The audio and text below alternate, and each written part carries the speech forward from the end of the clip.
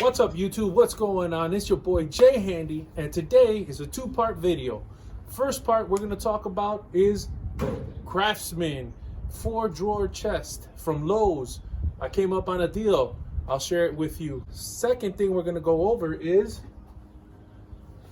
we finally got a name for this thing, but there's an issue, and I'll let you know what went wrong with it and how we're going to correct it. So after the intro, I'll tell you guys all about it. All right, so first things first, let's talk about this Craftsman 4-drawer tool set from Lowe's. I was walking down the aisle and I caught this in the middle of an aisle. It was just sitting there. Didn't have nothing on it, no box, nothing. So I went and asked what was going on with this thing.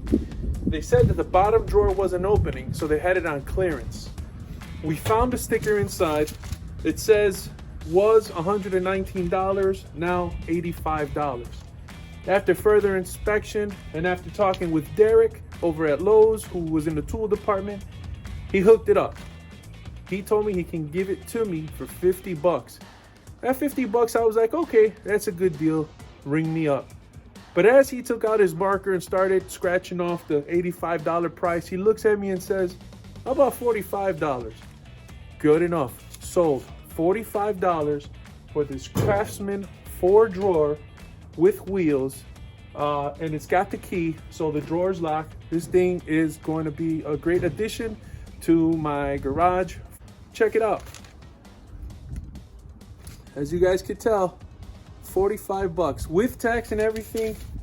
It came out to $49.61. This is model number 997949. 997949. So that's the deal. That's the tool deal that I got. So I'm pretty stoked about it. I'm gonna take a rubber mallet to the side.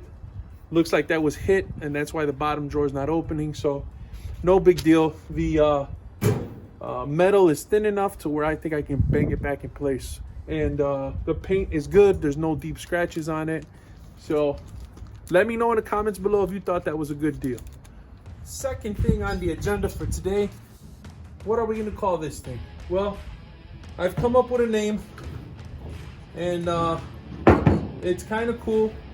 It's an acronym, but before I tell you the name, let's see what the viewers came up with to help me get to where I'm at. So we have Joe Smith and Friends Network came up with the Rube Goldberg Oil Collector.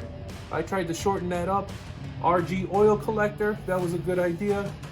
Ed the Old Tech Guy, of course, came up with a whole bunch of names.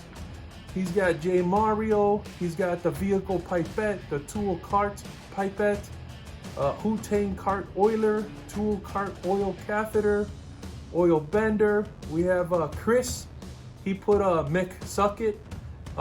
He also put Oil Sucker. Grimute, he put J Clean, and then he got kind of selfish and he put a Grimmy Tube. Dale Lucid's idea was Drain and Dump. Pretty accurate description of it. And then we also had Fun For You Funnel, and I think that was Ed the Old Tech Guy. We also had Oil Bender, which was pretty cool. Some of the things I came up with was Roll Away, Oil Away, or Oilin. Those were some of my ideas. Then we were thinking of calling it Phil, and then the acronym for that would have been PVC Housing Inlet Line.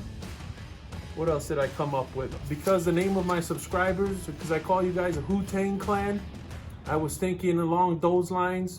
We had ODB, who was in the Wu-Tang Clan, so I was thinking of calling this thing ODP, Oil Drain Pipe.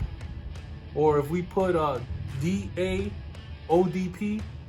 the ODP, it would have been Dirty as Oil Drain Pipe. So thanks a lot for everybody who left some comments and some names for this thing. But we ended up going with, if you haven't figured it out, Power. We're gonna call it Power. I am gonna paint it and actually put the name on it, but as you can tell from the door back there, P.O.W.E.R stands for PVC Oil Waste Environmental reed locator. That's what we're gonna call this.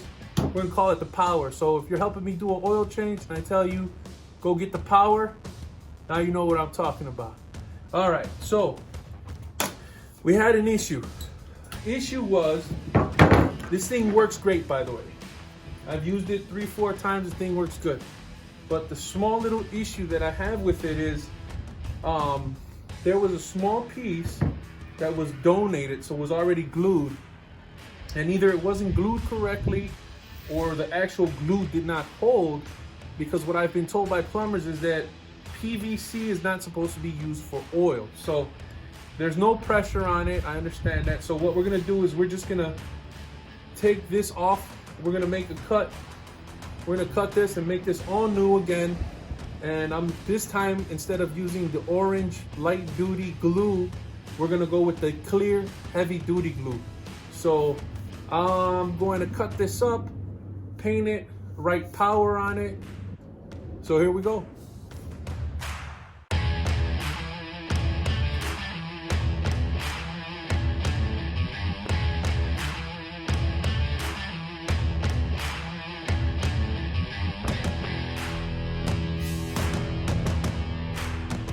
Everything has been cut to size, and we're basically rebuilding this. Supposedly PVC is not supposed to be used with oil, so that might be part of my problem. We'll see how this glue up, how long it lasts and how well it works. We're just gonna mark up our pieces, line them all up with a mark, dry fit, make sure that we get the proper angles. Again, the question was asked to me, how much did all of this cost me to put together? I would say it was around $50 in parts. The rubber boot, I think that thing was like $14. I'm still looking for a 6-inch piece to 10-inch piece. I probably have to go to a plumbing supply store to get that. Okay, so we have all our pieces put together. What I like to do after I put the pieces together as a dry fit, I take a Sharpie, magic marker, whatever you got, make sure it's permanent, and then I make a line sort of as a guide to where the middle of the pipe is before I glue anything together. So this way I know my lines, they all match up, and then I'm good to go, and I won't come out with a wonky angle or anything goofy.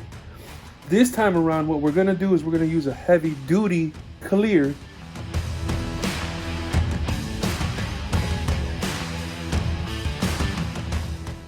So you basically want to make sure that you get that good coverage all the way through.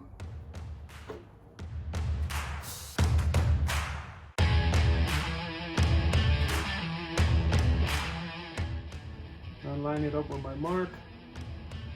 I'll get the next piece ready.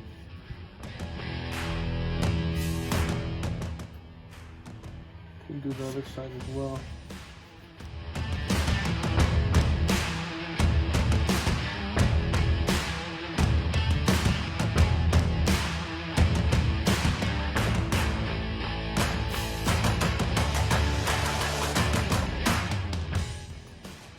Again, our marks are lined up.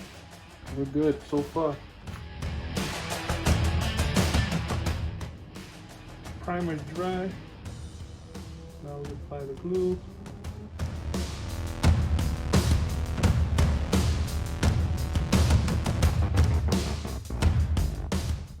Ooh, almost dried up on me. Those marks are lining up. That's what we want. Gluing, but now we're coming to the shutoff, and you want to be real careful because that primer can get away from you. But what you want to make absolutely sure you don't do is get primer or glue on that shutoff valve, because you don't want this to fail you. So be real careful when you get to this part here. A little bit on the inside. Do it again.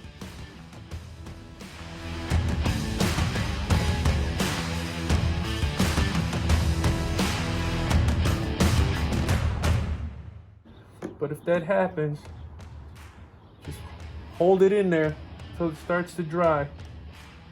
There you go. It's looking good.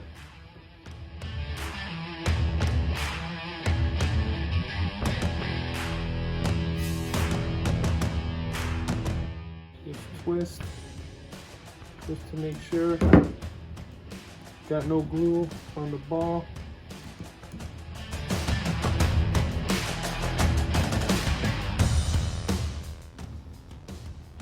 All right. Shut off is working. All right, there we go. We've redone our power tool.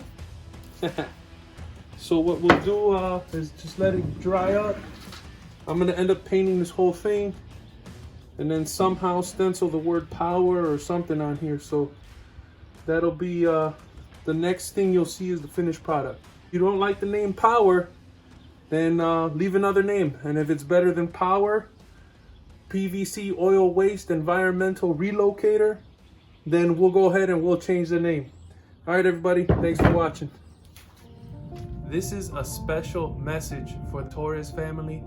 John chapter 5 verses 28 and 29 says, "Do not be amazed, for the hour is coming when those in a memorial tomb will hear his voice, Jesus Christ, and they will come out. And once again, we will have the opportunity to see them, young and vigorous, with no sickness." So that goes out to you guys. My heart and prayers continue to be with you guys. This video was dedicated to Juan Torres. May he rest in peace until we see him again. Good night, everybody.